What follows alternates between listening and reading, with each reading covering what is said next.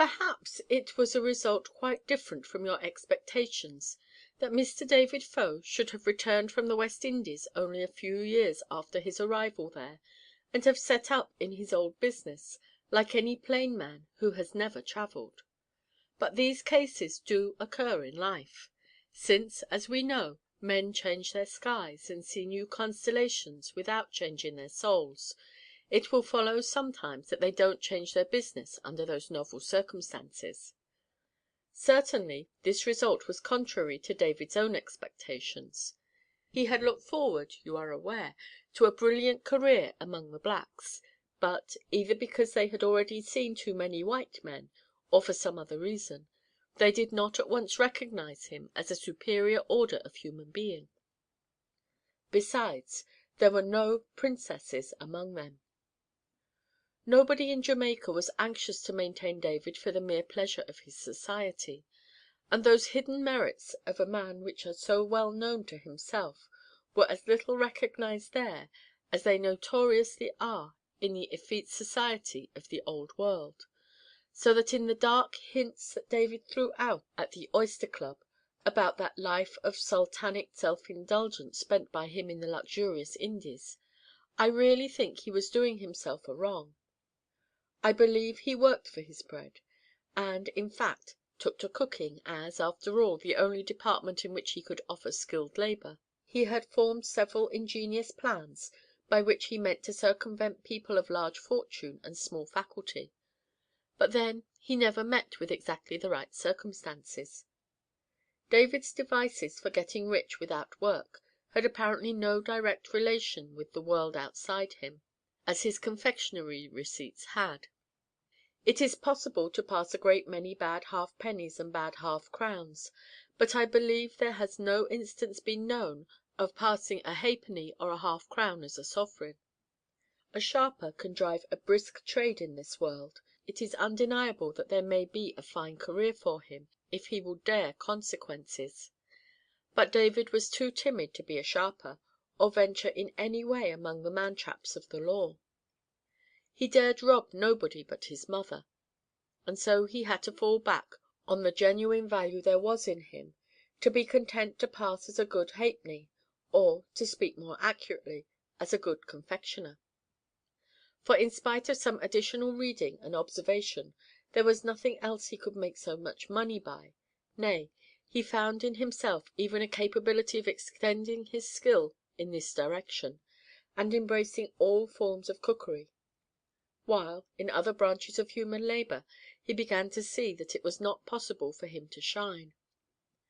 Fate was too strong for him. He had thought to master her inclination, and had fled over the seas to that end; but she caught him, tied an apron round him, and, snatching him from all other devices, made him devise cakes and patties in a kitchen at Kingstown.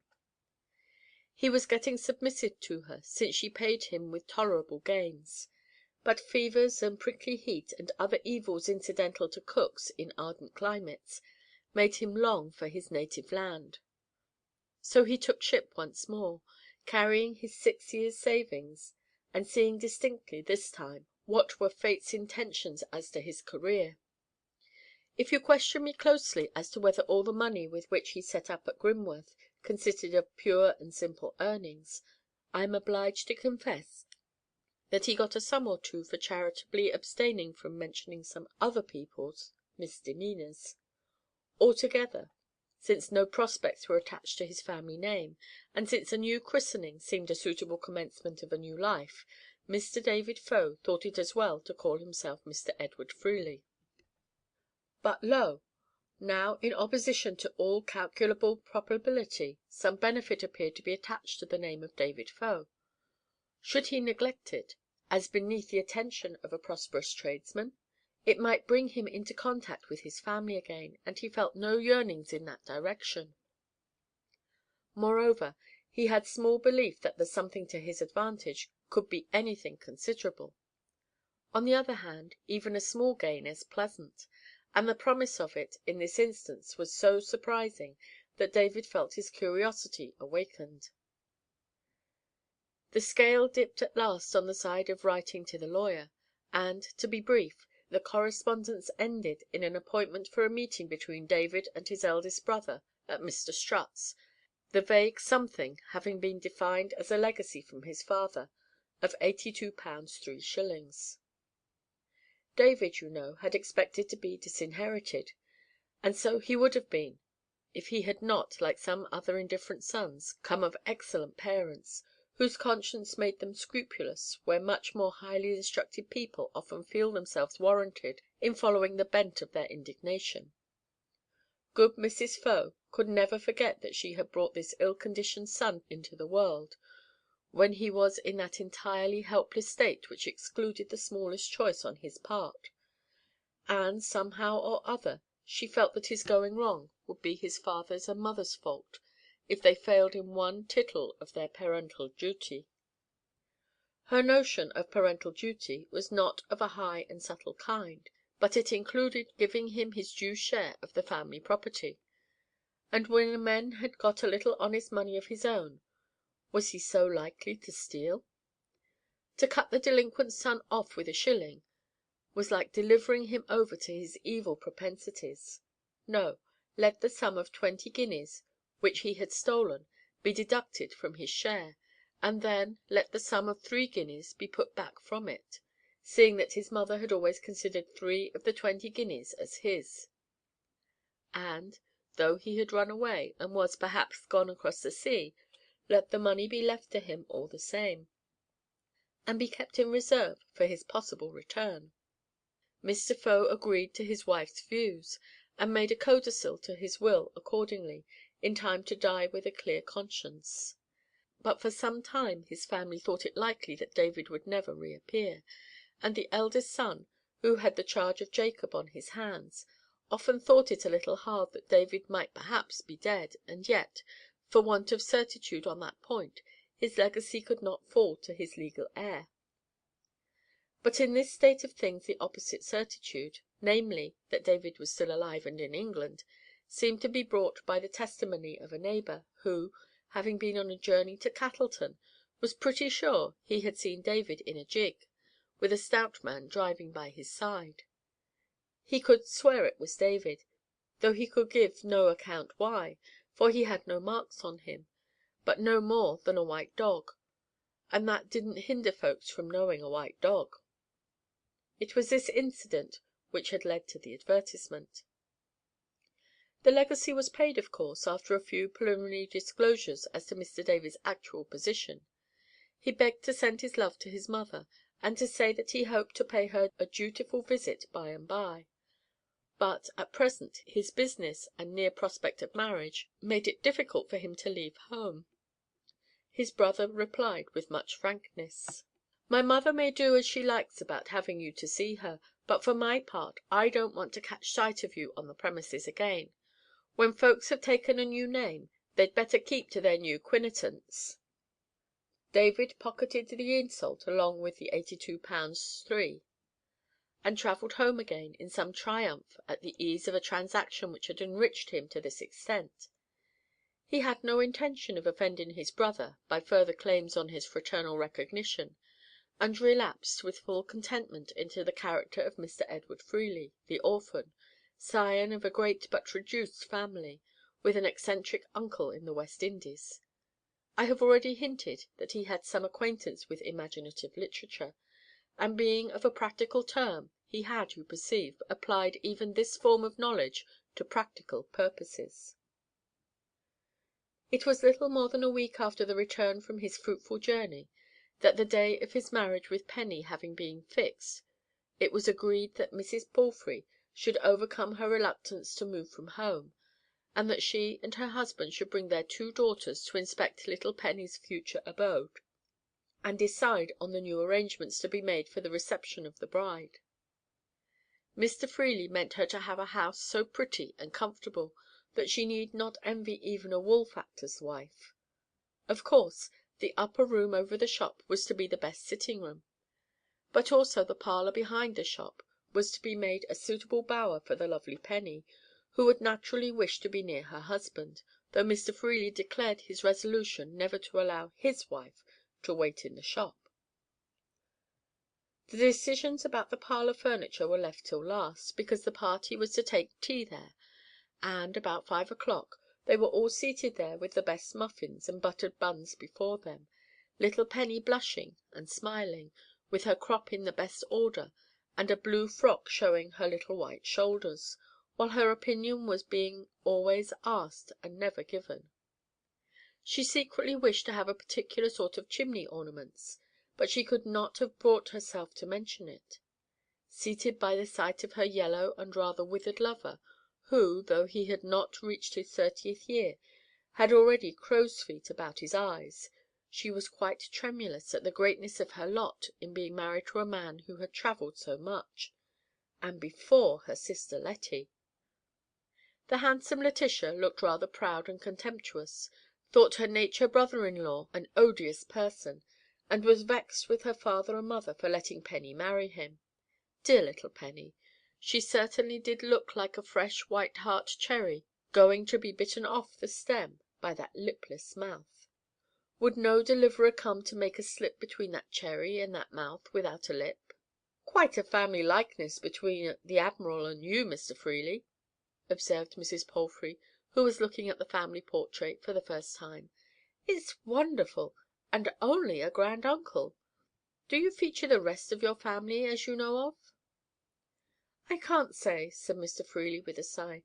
"My family have mostly thought themselves too high to take any notice of me."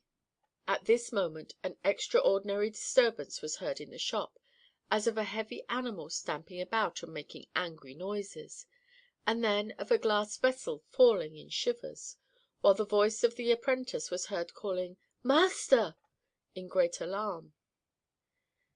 Mr. Freely rose in anxious astonishment, and hastened into the shop, followed by the four Palfreys, who made a group at the parlour door, transfixed with wonder at seeing a large man in a smock–frock, with a pitchfork in his hand, rush up to Mr. Freely and hug him, crying out, "Zavy, Zavy, brother Zavy!" It was Jacob, and for some moments David lost all presence of mind. He felt arrested for having stolen his mother's guineas. He turned cold, and trembled in his brother's grasp. "Why, how's this?" said Mrs. Palfrey, advancing from the door. "Who is he?" Jacob supplied the answer by saying over and over again, "I's Zacob, brother Zacob. Come o zee Zavy," till hunger prompted him to relax his grasp, and to seize a large raised pie, which he lifted to his mouth. By this time David's power of device had begun to return, but it was a very hard task for his prudence to master his rage and hatred towards poor Jacob.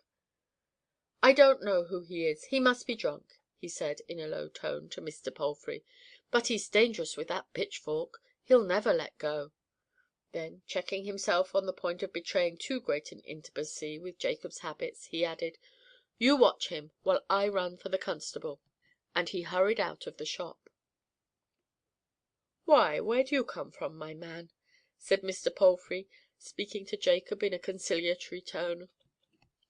Jacob was eating his pie by large mouthfuls, and looking round at the other good things in the shop, while he embraced his pitchfork with his left arm, and laid his left hand on some Bath buns.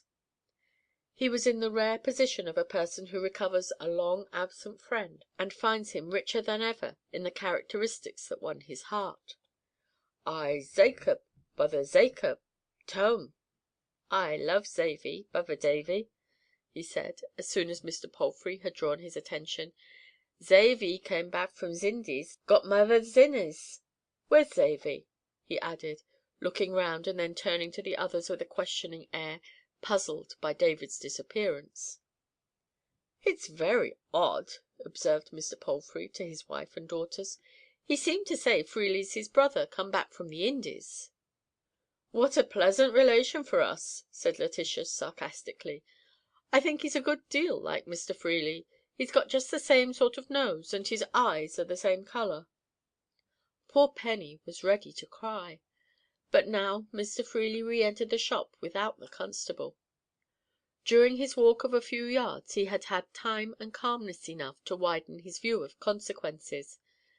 and he saw that to get Jacob taken to the workhouse or to the lock-up house as an offensive stranger might have awkward effects if his family took the trouble of inquiring after him. He must resign himself to more patient measures. "On second thoughts," he said, beckoning to Mr. Palfrey and whispering to him while Jacob's back was turned, "he's a poor half–witted fellow. Perhaps his friends will come after him. I don't mind giving him something to eat, and letting him lie down for the night. He's got it into his head that he knows me. They do get these fancies, idiots do. He'll perhaps go away in an hour or two, and make no more ado. I'm a kind–hearted man myself. I shouldn't like to have the poor fellow ill–used." "Why, he'll eat a sovereign's worth in no time," said Mr. Palfrey, thinking Mr. Freely a little too magnificent in his generosity. "Eh, Zavy, come back?" exclaimed Jacob, giving his dear brother another hug, which crushed Mr. Freely's features inconveniently against the stale of the pitchfork. "Ay, ay," said Mr. Freely, smiling, with every capability of murder in his mind, except the courage to commit it. He wished the Bath buns might by chance have arsenic in them. "Mother's zinnies?" said Jacob, pointing to a glass jar of yellow lozenges that stood in the window. "Give 'em me." David dared not do otherwise than reach down the glass jar and give Jacob a handful. He received them in his smock–frock, which he held out for more. "They'll keep him quiet a bit, at any rate," thought David, and emptied the jar. Jacob grinned and mowed with delight. "You're very good to this stranger, Mr. Freely," said Letitia; and then spitefully, as David joined the party at the parlour door, "I think you could hardly treat him better if he was really your brother." "I've always thought it a duty to be good to idiots," said Mr. Freely, striving after the most moral view of the subject. "We might have been idiots ourselves. Everybody might have been born idiots, instead of having their right senses." "I don't know where there'd have been victual for all of us then," observed Mrs. Palfrey, regarding the matter in a housewifely light. "But let us sit down again and finish our tea," said Mr. Freely. "Let us leave the poor creature to himself." They walked into the parlour again, but Jacob, not apparently appreciating the kindness of leaving him to himself, immediately followed his brother, and seated himself, pitchfork–grounded, at the table. "Well," said Miss Letitia, rising, "I don't know whether you mean to stay, mother, but I shall go home." "Oh, me too," said Penny, frightened to death at Jacob, who had begun to nod and grin at her. "Well, I think we had better be going, Mr. Palfrey," said the mother, rising more slowly. Mr. Freely, whose complexion had become decidedly yellower during the last half–hour, did not resist this proposition. He hoped they should meet again under happier circumstances. "It is my belief the man is his brother," said Letitia, when they were all on their way home. "Nonsense!" said Mr. Palfrey. "Freely's got no brother. He's said so many and many a time. He's an orphan. He's got nothing but uncles—leastwise one. What's it matter what an idiot says? What call had Freely to tell lies?" Letitia tossed her head and was silent. Mr. Freely, left alone with his affectionate brother Jacob, brooded over the possibility of luring him out of the town early the next morning, and getting him conveyed to Gilsbrook without further betrayals. But the thing was difficult. He saw clearly that if he took Jacob himself, his absence, conjoined with the disappearance of the stranger, would either cause the conviction that he was really a relative, or would oblige him to the dangerous course of inventing a story to account for his disappearance and his own absence at the same time. David groaned. There come occasions when falsehood is felt to be inconvenient. It would, perhaps, have been a longer–headed device if he had never told any of those clever fibs about his uncles, grand and otherwise. For the Palfreys were simple people, and shared the popular prejudice against lying. Even if he could get Jacob away this time, what security was there that he would not come again, having once found the way? Oh, guineas! Oh, lozenges! What enviable people those were who had never robbed their mothers, and had never told fibs! David had a sleepless night, while Jacob was snoring close by. Was this the upshot of travelling to the Indies and acquiring experience combined with anecdote? He rose at the break of day, as he had once before done when he was in fear of Jacob, and took all gentle means to rouse his fatal brother from his deep sleep. He dared not be loud, because his apprentice was in the house, and would report everything. But Jacob was not to be roused. He fought out with his fist at the unknown cause of disturbance, turned over, and snored again. He must be left to wake as he would. David, with a cold perspiration on his brow, confessed to himself that Jacob could not be got away that day. Mr. Palfrey came over to Grimworth before noon, with a natural curiosity to see how his future son-in-law got on with a stranger to whom he was so benevolently inclined. He found a crowd round the shop. All Grimworth by this time had heard how Freely had been fastened on by an idiot who called him Brother Zavy, and the younger population seemed to find the singular stranger an unwearying source of fascination, while the householders dropped in one by one to inquire into the incident. "Why don't you send him to the workhouse?" said Mr. Prettyman. "You'll have a row with him and the children presently, and he'll eat you up. The workhouse is the proper place for him. Let his kin claim him, if he's got any." "Those may be your feelings, Mr. Prettyman," said David, his mind quite enfeebled by the torture of his position. "What! Is he your brother, then?" said Mr. Prettyman, looking at his neighbour Freely rather sharply. "All men are our brothers, and idiots particular so," said Mr. Freely, who, like many other travelled men, was not master of the English language. "Come, come, if he's your brother, tell the truth, man," said Mr. Prettyman, with growing suspicion. "Don't be ashamed of your own flesh and blood." Mr. Palfrey was present, and also had his eye on Freely. It is difficult for a man to believe in the advantage of a truth which will disclose him to have been a liar.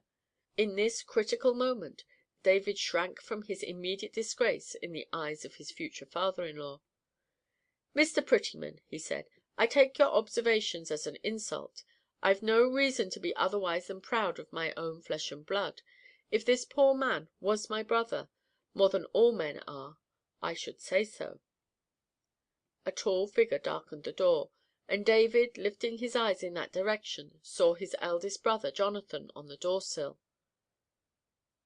"I'll stay with Zavy," shouted Jacob, as he too caught sight of his eldest brother, and running behind the counter, he clutched David's hand. "What, he is here?" said Jonathan Foe, coming forward. "My mother would have no nay, as he'd been away so long, but I must see after him, and it struck me he would very like come after you, because we've been talking of you o' late, and where you lived." David saw there was no escape. He smiled a ghastly smile. "What! Is this a relation of yours, sir?" said Mr. Palfrey to Jonathan. "Ay, it's my innocent little brother, sure enough," said honest Jonathan. "A fine trouble and cost he is to us, and th' eating and the other things, but we must bear what's laid on us." "And your name's Freely, is it?" said Mr. Prettyman. "Nay, nay, my name's Foe. I know nothing of Freelys," said Jonathan curtly. "Come," he added, turning to David, "I must take some news to mother about Jacob.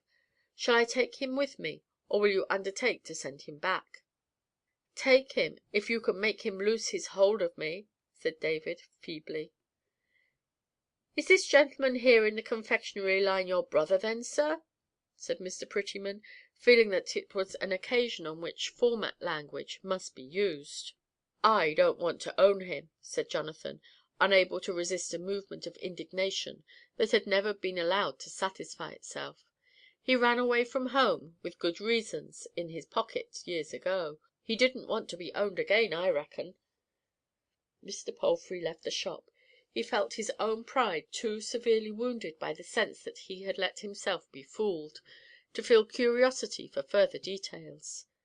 The most pressing business was to go home and tell his daughter that Freely was a poor sneak, probably a rascal, and that her engagement was broken off. Mr. Prettyman stayed, with some internal self-gratulation that he had never given in to Freely, and that Mr. Chaloner would see now what sort of a fellow it was that he had put over the heads of older parishioners.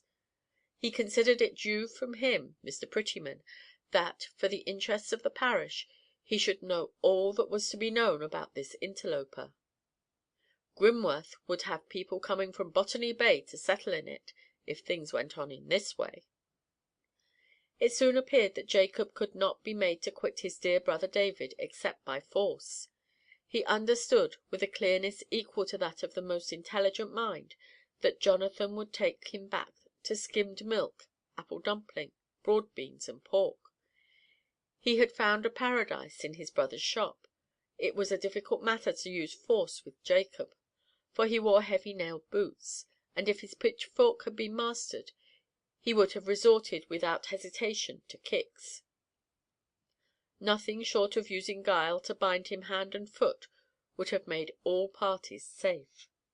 "Let him stay," said David, with desperate resignation, frightened above all things at the idea of further disturbances in his shop, which would make his exposure all the more conspicuous. "You go away again, and to–morrow I can, perhaps, get him to go to Gilsbrook with me. He'll follow me fast enough, I dare say," he added, with a half–groan. "Very well," said Jonathan, gruffly. "I don't see why you shouldn't have some trouble and expense with him as well as the rest of us. But mind you bring him back safe and soon, else mother'll never rest." On this arrangement being concluded, Mr. Prettyman begged Mr. Jonathan Faux to go and take a snack with him, an invitation which was quite acceptable; and as honest Jonathan had nothing to be ashamed of, it is probable that he was very frank in his communications to the civil draper, who, pursuing the benefit of the parish, hastened to make all the information he could gather about Freely common parochial property. You may imagine that the meeting of the club at the Woolpack that evening was unusually lively. Every member was anxious to prove that he had never liked Freely, as he called himself. Faux was his name, was it? Fox would have been more suitable. The majority expressed a desire to see him hooted out of town. Mr. Freely did not venture over his door–sill that day, for he knew Jacob would keep at his side, and there was every probability that they would have a train of juvenile followers. He sent to engage the Woolpack gig for an early hour the next morning, but this order was not kept religiously a secret by the landlord. Mr. Freely was informed that he could not have the gig till 7, and the Grimworth people were early risers. Perhaps they were more alert than usual on this particular morning, for when Jacob, with a bag of sweets in his hand, was induced to mount the gig with his brother David, the inhabitants of the market–place were looking out of their doors and windows, and at the turning of the street there was even a muster of apprentices and schoolboys, who shouted as they passed in what Jacob took to be a very merry and friendly way, nodding and grinning in return. "Huzzay, David Faux, how's your uncle?" was the morning's greeting. Like other pointed things, it was not altogether impromptu.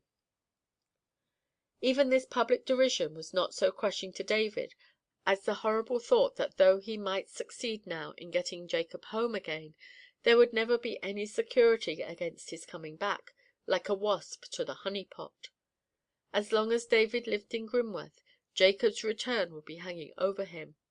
But could he go on living in Grimworth, an object of ridicule, discarded by the Palfreys, after having revelled in the consciousness that he was an envied and prosperous confectioner? David liked to be envied; he minded less about being loved. His doubts on this point were soon settled. The mind of Grimworth became obstinately set against him and his viands, and the new school being finished, the eating–room was closed. If there had been no other reason, sympathy with the Palfreys, that respectable family who had lived in the parish time out of mind, would have determined all well–to–do people to decline Freely's goods. Besides, he had absconded with his mother's guineas. Who knew what else he had done, in Jamaica or elsewhere, before he came to Grimworth, worming himself into families under false pretences? Females shuddered. Dreadful suspicions gathered round him. His green eyes, his bow legs had a criminal aspect. The rector disliked the sight of a man who had imposed upon him, and all boys who could not afford to purchase hooted "David Faux" as they passed his shop. Certainly no man would pay anything for the good will of Mr. Freely's business, and he would be obliged to quit it without a peculium so desirable towards defraying the expense of moving. In a few months the shop in the market place was again to let, and Mr. David Faux, alias Mr. Edward Freely, had gone, nobody at Grimworth knew whither. In this way the demoralization of Grimworth women was checked. Young Mrs. Steene renewed her efforts to make light mince pies, and having at last made a batch so excellent that Mr. Steene looked at her with complacency as he ate them, and said they were the best he had ever eaten in his life, she thought less of her bulbuls and renegades ever after. The secrets of the finer cookery were revived in the breasts of matronly housewives, and daughters were again anxious to be initiated in them. You will further, I hope, be glad to hear that some purchases of drapery made by pretty Penny in preparation for her marriage with Mr. Freely came in quite as well for her wedding with young Towers as if they had been made expressly for the latter occasion. For Penny's complexion had not altered; the blue always became it best. Here ends the story of Mr. David Faux, confectioner, and his brother Jacob; and we see in it, I think, an admirable instance of the unexpected forms in which the great Nemesis hides herself. End of Brother Jacob. Read by Lynn Thompson in the Willamette Valley.